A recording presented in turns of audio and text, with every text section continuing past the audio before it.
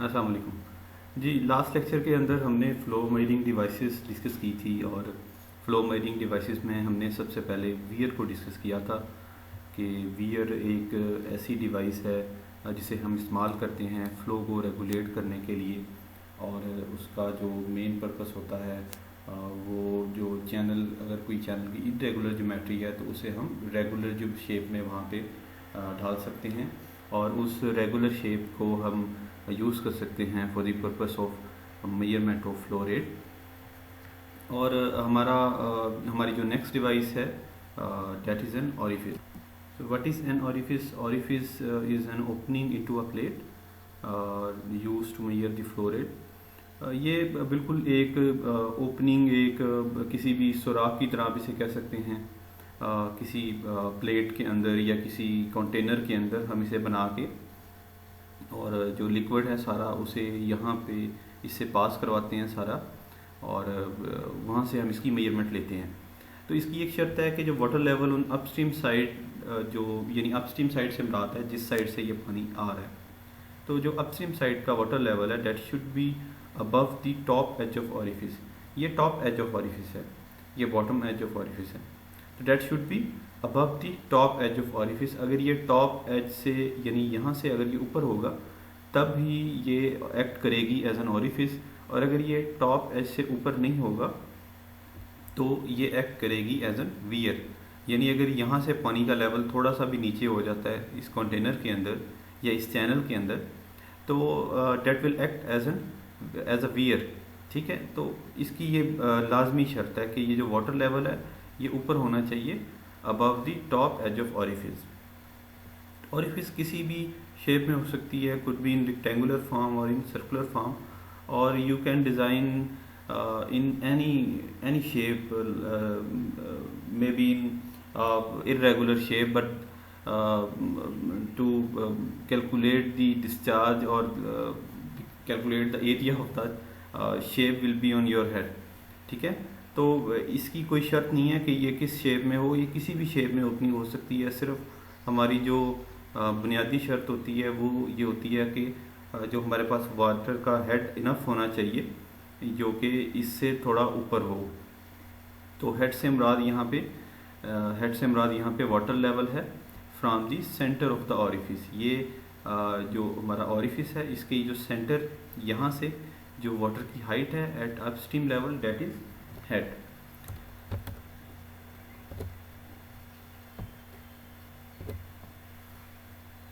Area of orifice simple method है area निकालने का। रेक्टेंगुलर अगर शेप में हो तो simply h into b, H से मुराद है जो सॉरी यहाँ पे d इंटू बी लिखा हुआ है। h से मुराद यहाँ पे d है, ठीक है, डेप्थ है, एंड b से मुराद उसकी विड्थ है, और डेप्थ से मुराद है from top of the orifice, जो क्रस्ट ऑफ द ऑरिफिस से ये जो डिस्टेंस बनता है from top of the orifice to the crust of the orifice, ये डेप्थ उसकी ये d हो जाएगी या h यहाँ पे लिखी गई है, और b से मुराद उसकी विड्थ है। और अगर ये सर्कुलर फॉर्म के अंदर हो तो सर्कुलर फॉर्म में हम सिंपली यूज़ कर लेते हैं पाई आर स्क्वायर। r से मुराद है उसका रेडियस हो जाएगा, और ये जो पाई है वो उसकी वैल्यू हो जाएगी 3.14। तो जी वेलोसिटी थ्रू एन ऑरिफिस होती है velocity is equal to 2gh। g से मुराद ग्रेविटी है, ग्रेविटेशनल एक्सेलरेशन है जिसकी वैल्यू 9.81 हो जाती है in metre per square second, और h से मुराद वाटर का हेड है ऑन अपस्ट्रीम साइड। और हेड हमने ये कहा है कि head is the height of the water into container और into water channel from the centre of the orifice. तो जो वाटर का हेड एट अपस्ट्रीम साइड बन रहा होता है from centre of the orifice that is h। तो velocity जो है वो यहाँ से हमें पता चल रहा है कि वो डिपेंड करती है on two things. The first one is the gravity and the other thing is head of the orifice. तो ग्रेविटी की वैल्यू कांस्टेंट रहेगी हर जगह पे, तो जो ओनली फैक्टर जो बचेगा जिस पे वेलोसिटी डिपेंड करेगी that is the head of the orifice. तो we can write V is directly proportional to the head of the orifice, which means if we have a greater value of head, then the velocity will be higher, and if we have a smaller value of head, then ultimately the velocity will be smaller. So classification of orifice, there are two main types of orifice. The first one is actually these are the conditions of the orifice. The first one is free flow orifice, and the other condition is submerged flow orifice. And we have categorized according to size into two sizes of orifice. The first one is small orifice, and this other one is large orifice. But the size of the orifice is checked only in case of free flow orifice. If our condition is of the free flow orifice, then we will further check the size of the orifice. If we have the condition of submerged orifice, then there is no issue with the size of the orifice. We apply the formula for the submerged orifice, and that's it. Now free flow orifice. Free flow orifice होने के लिए जो हमारी शर्त होती है वो ये होती है कि जो वाटर का जो ये जेट क्रिएट हो रहा है, that should be under no hydraulic gradient, that should be under no hydraulic barrier. यानी जो हमारा water level at upstream side है, ये तो शर्त वही सेम होगी कि it should be above the top of the orifice. But at the downstream side of the orifice, the water level should be below the crust of the orifice, or in other words below the bottom edge of the orifice. यानी जिस तरीके से हमने ये कहा था कि upstream side पे वाटर लेवल अबव होगा टॉप ऑफ द ऑरिफिस के, इसी तरीके से डाउनस्ट्रीम साइड के ऊपर जो वाटर लेवल है वो नीचे होना चाहिए क्रस्ट ऑफ द ऑरिफिस से. यानी ये जो बॉटम एज है ऑरिफिस का, इससे नीचे होना चाहिए. अगर तो ये कंडीशन हमें मिलती है तो इस कंडीशन के अंदर हमारा जो ऑरिफिस है वो होगा अंडर फ्री फ्लो कंडीशन.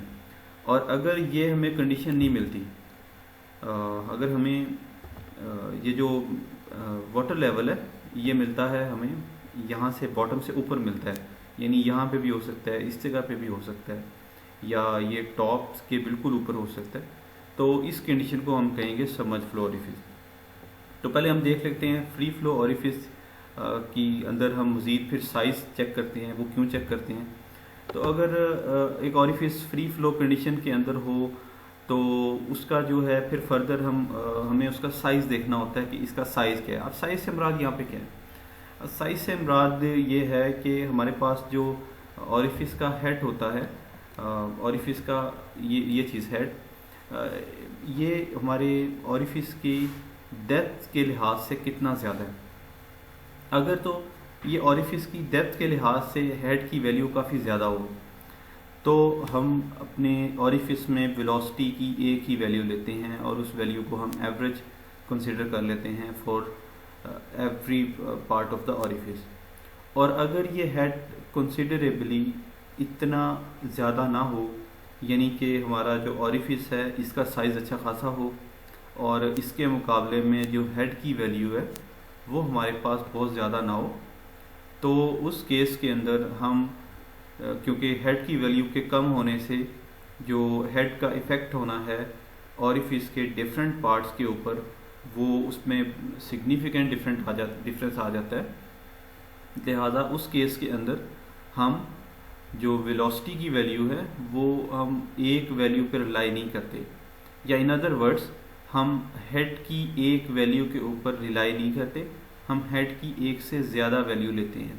यानी हम ऊपर के लिए एक अलग वैल्यू ले लेते हैं और नीचे के लिए हम हेड की एक अलग वैल्यू ले लेते हैं. यानी कि हम सेंटर से बिल्कुल उसकी वैल्यू नहीं लेते, हम टॉप और बॉटम से उसकी वैल्यू ले लेते हैं. But in order to check the size of the orifice, the criteria of the orifice is the head of the orifice should be 5 times greater than the diameter of the orifice.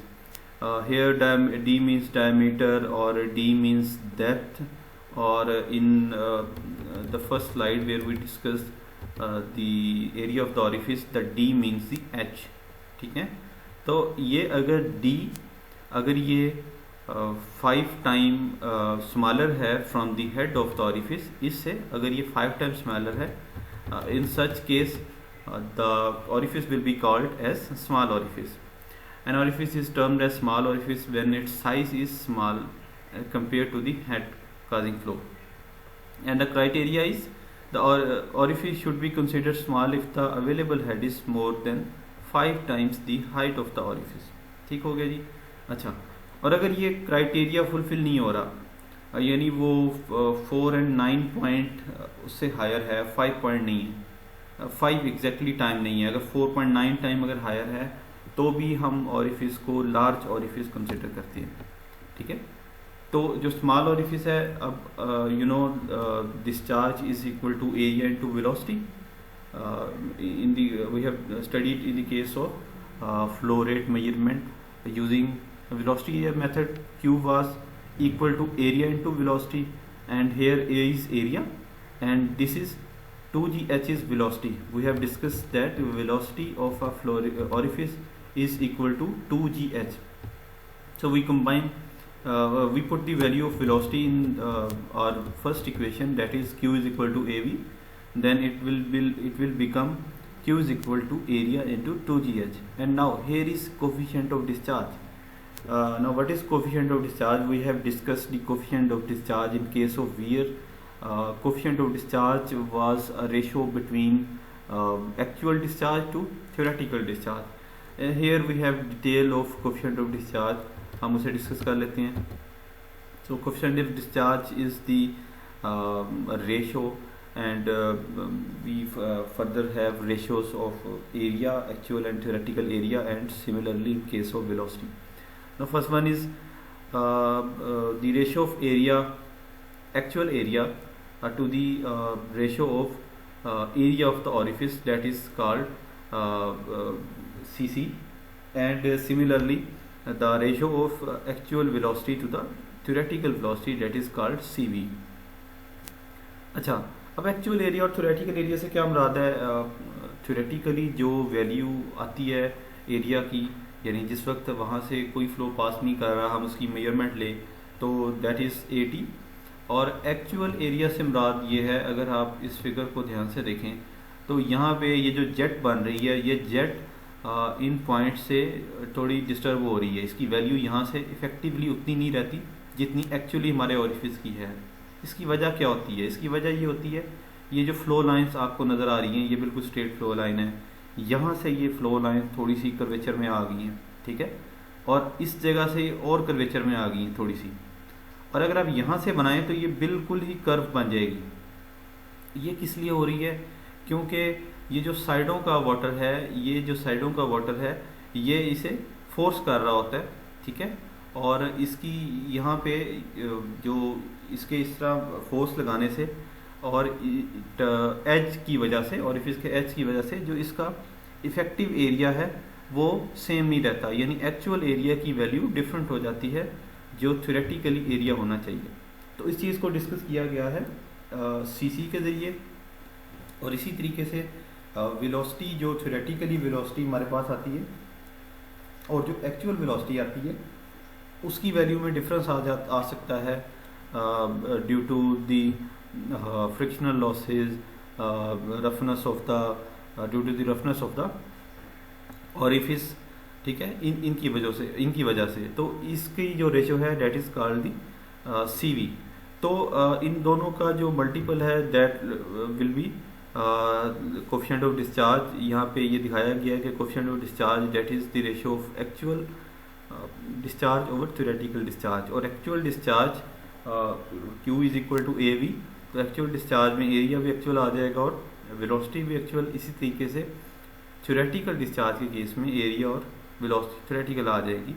तो ये अगर आप ये actual area और theoretical area इस चीज़ को देखें तो ये CC बन गया और VA ओवर VT ये बन जाता है CV. तो हम कह सकते हैं कि जो कोफिशिएंट ऑफ डिस्चार्ज है वो रेशो है, वो मल्टीपल है CC और CV का. तो हम डिस्कस कर रहे थे the flow rate through a small orifice. तो flow rate through a small orifice is equal to area and 2gh, and if we are concerned with actual discharge, then we will multiply the values with coefficient of discharge. तो coefficient of discharge से multiply करने से ये actual value आ जाएगी हमारे पास flow rate की. Again G is gravity, H is the head of water soil and A is the area in square metre. और यहाँ से जो वैल्यू मेरे पास आएगी डिस्चार्ज की वो होगी इन क्यूबिक मीटर पर सेकेंड. अच्छा, इन केस ऑफ लार्ज ऑरिफिस हमने ये डिस्कस किया है कि अगर ये कंडीशन फुलफिल नहीं होती तो हमारा जो ऑरिफिस है वो लार्ज ऑरिफिस हो जाएगा. और लार्ज ऑरिफिस के लिए हम दो वैल्यूज लेते हैं हेड की. एक होती है from the top of the orifice और दूसरी होती है from the bottom of the orifice. तो इसे हम H1 का नाम देते हैं और जो बॉटम ऑफ ऑरिफिस से होती है इसे हम H2 का नाम देते हैं. लेकिन ये चेक करने के लिए हमें सबसे पहले H का पता होना चाहिए. H is again what is H? H is the height of the water from the centre of the orifice. तो H की वैल्यू को ही हम यूज़ करते हैं क्राइटेरिया के लिए, चेक करने के लिए. तो इस वैल्यू से ही हमें ये अंदाज़ा होता है कि हमारा ऑरिफिस स्मॉल है या लार्ज है. और अगर लार्ज ऑरिफिस है फिर हमें from the top of the orifice value चाहिए होती है हेड की और from the bottom of the orifice. तो जो फार्मूला है लार्ज ऑरिफिस के लिए that is 2/3 CD, that is coefficient of discharge, into B. What is B? B is the width of the orifice, ठीक है. और 2G, G is again gravity. H2 is the head of the water from the bottom of the orifice and H1 is the head of the water from the top of the orifice. तो ये formula है जी. In case of large orifice हम इस formula को use करेंगे. अच्छा, फिर था जी सबमर्ज ऑरिफिस, हमारा जो सेकंड केस था. यानी मैं जल्दी से समराइज करता हूँ. हमने ये डिस्कस किया कि सबसे पहले हमने ये चेक करना है कि हमारे ऑरिफिस का जो कंडीशन है, फ्लोइंग कंडीशन, वो क्या फ्री फ्लो कंडीशन है या वो सबमर्ज फ्लो कंडीशन है. अगर फ्री फ्लो कंडीशन है तो फिर हम उसका साइज़ चेक करेंगे, स्मॉल ऑरिफिस या लार्ज ऑरिफिस. उसके लिए हमने एक क्राइटेरिया बनाया. अच्छा, अगर वो फ्री फ्लो कंडीशन नहीं निकलती, अगर वो सबमर्ज फ्लो कंडीशन है, तो उस केस के अंदर हमने उसका साइज़ चेक नहीं करना. The only thing with which we are concern is the difference of the head, that is the governing factor here for flow rate. Now what is the head difference here in this case? Here in this case the head difference is the difference of the head at upstream side and at downstream side. H1 is the head at upstream side and H2 is the head at downstream side. The value of H1 should be greater than the value of H2. If there is no difference, there will be no discharge. और अगर H2 above हो जाता है तो discharge opposite होगा, ठीक है. तो an orifice is termed as submerged orifice if the head of the water on downstream is above the crust of the orifice. यानी कि ये जो डाउनस्ट्रीम साइड है, अगर डाउनस्ट्रीम साइड पे इस क्रस्ट से थोड़ा सा भी ऊपर हेड होना शुरू हो जाए तो इस केस के अंदर ऑरिफिस सबमर्ज फ्लो कंडीशन में कहलाएगा. और ये जो हेड है अगर यहाँ से लेके यानी कि बॉटम से लेके टॉप ऑफ ऑरिफिस तक ये अगर हेड हो तो इस कंडीशन को हम कहेंगे ये पार्शली सबमर्ज्ड है. और अगर टॉप ऑफ ऑरिफिस से भी ऊपर हो जाता है तो इस कंडीशन को हम कहेंगे ये फुली सबमर्ज्ड है. ये सिंपली हम कहेंगे ये सबमर्ज्ड ऑरिफिस है. तो जो गवर्निंग फैक्टर यहाँ पे फ्लो रेट के लिए होता है वो होता है delta H, that is the difference of head between upstream and downstream, यानी H1 minus H2 that is equal to delta H. जितनी डेल्टा H की वैल्यू ज़्यादा हो जाएगी उतना फ्लो रेट यहाँ पे ज़्यादा हो जाएगा. और जितनी डेल्टा H की वैल्यू कम होती जाएगी उतना ये यानी इनका ये जो डिफरेंस है आपस में हेड का, जितना ये कम होता जाएगा उतना फ्लो रेट कम हो जाएगा. और अगर ये डिफरेंस बिल्कुल ज़ीरो हो जाए तो इसका मतलब है कि कोई फ्लो नहीं हो रहा, वाटर स्टैटिक फॉर्म में आ चुका है. यानी कि discharge is directly proportional to difference of head between upstream and downstream. Okay, the formula for computation of flow rate is Q is equal to CD, again coefficient, and A is the area. Area is the area of the orifice, and G is gravity, and H1 is the head at upstream side, and H2 is the head at downstream side. तो ये यहाँ पे आप delta H भी लिख सकते हो. Q is equal to C D area into 2G into H1 minus H2. Okay, हम इसकी एग्जांपल देख लेते हैं. Rectangular orifice 1.5 metre wide and 1 metre deep is discharging water freely from a tank. If the water level in the tank is 3 meter above the top edge of orifice and CD is 0.6, find the discharge through the orifice. तो हमें given क्या क्या दिया गया है, हमें ये बताया गया है कि जो B है वो 1.5 है, यानी कि ऑरिफिस हमें बताया गया था 1.5 मीटर वाइड है. इसी तरीके से हमें ये बताया गया है कि 1 मीटर डीप मतलब D is equal to 1 metre, और हमें ये बताया गया है कि water level in the tank is 3 metre above the top edge of orifice. यानी कि टॉप एज से ऑफ ऑरिफिस से मुराद है यहाँ पे H1 की बात हो रही है, क्योंकि हमने ये कहा था कि head should be the height of the water from the centre of the orifice, और फ्रॉम टॉप एज क्या हो जाता है, H1 हो जाता है. तो अगर हमने H1 से हमने H निकालना हो, यानी मैं यहाँ पे आ जाता हूँ. H1 ये था हमारे पास, और अगर हमने H1 से H निकालना हो तो हमें क्या चाहिए, H1 के साथ प्लस ये जो टोटल डेप्थ है ऑरिफिस की, इसका हमें हाफ चाहिए. ठीक है, ये हाफ हमें इसका चाहिए, तो हम उसे ऐड कर देंगे H1 में, तो ये H आ जाएगा. तो लेकिन हमें ये पता कैसे चला कि ये फ्री फ्लो कंडीशन है, ये हमें स्टेटमेंट में ही बता दिया गया कि discharging water freely from a tank. ठीक है जी, इसलिए हम इसे डायरेक्टली हम इसे जा रहे हैं टुवर्ड्स फ्री फ्लो कंडीशन. अच्छा, तो सबसे पहले हम H फाइंड करेंगे. H हम क्यों फाइंड करेंगे, क्योंकि हमने ये चेक करना है कि हमारा स्मॉल ऑरिफिस है या लार्ज ऑरिफिस है, जो कि हम फ्री फ्लो की कंडीशन में हमेशा चेक कर सकें. तो H फाइंड करने के लिए H1 plus half of depth D/2, तो ये हो जाएगा 3 प्लस 0.5, क्योंकि D हमारे पास 1 था, तो ये 3.5 हो जाएगा, 3.5 मीटर हो जाएगा. तो अब हमने क्राइटेरिया अपना अप्लाई करना है to check the size of the orifice, and our criteria was head should be 5 time greater than the D of the orifice. तो ये जी हमारे पास D की वैल्यू 1 है, 3.5 इज़ ग्रेटर देन 5, जो कि फॉल्स स्टेटमेंट है, which means it is a case of large orifice. तो large orifice के लिए हमें B चाहिए, हमारे पास B ऑलरेडी है, CD की वैल्यू हमारे पास है, G का हमें पता है, H1 हमें गिवन है, और H2 की वैल्यू हमें फाइंड करनी है. तो जिस तरीके से हमने H निकाला है, यानी हमने H इस तरह से निकाला है, हमने हाफ ऑफ D को ऐड किया इनटू H1, तो हमारे पास H आ गया. इसी तरीके से हम H2 निकाल सकते हैं. तो H2 क्या होता है, H1 फ्रॉम टॉप था, तो H2 फ्रॉम बॉटम हो जाता है. तो हम simply the whole of D को ऐड कर देंगे इनटू H1, यानी D plus H1 is equal to H2, तो 3 + 1 4 हो जाएगा. तो ये 4 की वैल्यू हमने H2 की वैल्यू 4 पुट कर दी है और H1 की वैल्यू 3 पुट कर दी है. इस तरीके से तो ये हमने फ्लो निकाल ली है फ्रॉम अ सबमर्ज्ड ऑरिफिस.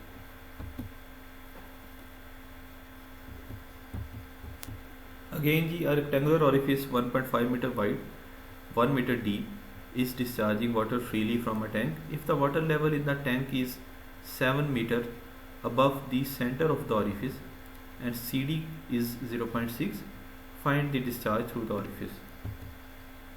तो यहाँ पे इस केस में हमें डायरेक्टली H दे दिया गया है, उसकी वैल्यू 7 मीटर दी गई है. तो हम चेक कर लेते हैं, हमारे पास ये केस आ रहा है स्मॉल ऑरिफिस का, तो सिंपली हम वैल्यू लगा देंगे, H की वैल्यू लगा देंगे और G की, और साथ में एरिया, तो ये हमारे पास डिस्चार्ज आ जाएगा. अच्छा जी, इसके एडवांटेजेस क्या है. एडवांटेजेस देखें, इसका जो सबसे बड़ा एडवांटेज है ना वो ये है कि ये आप कह लें इसकी एक लिमिटेशन है। एडवांटेज नहीं, लिमिटेशन है वो ये है कि ये पाइप फ्लो के अंदर यूज़ किया जाता है, ओपन फ्लो के अंदर इसे प्रेफर नहीं किया जाता। ठीक है। और जो इसका सबसे बड़ा एडवांटेज है वो ये है कि ये जो हेड लॉस होता है in submerge flow condition with minimum head loss आप इसे ऑपरेट कर सकते हो, और बगैर हेड लॉस करवाए जो कि वियर के केस में था हम इससे फ्लो रेट फाइंड कर सकते हैं।